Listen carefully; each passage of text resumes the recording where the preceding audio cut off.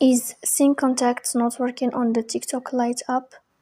If your contacts aren't syncing, you can't enable contact syncing or the feature isn't updating properly. In this video, I will show you how to fix sync contacts on TikTok Lite app. The first thing you have to do is to go to TikTok Lite. Then here in this page, you will click on this window of this sign off profile.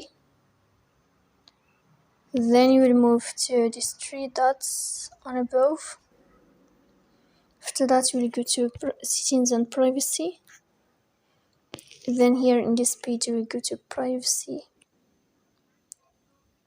After that, you will find this window and you will click on sync contacts. Suggest your account to others. And then you will choose here to sync contacts as you see. So this is how it works. Please don't forget to press the bell icon.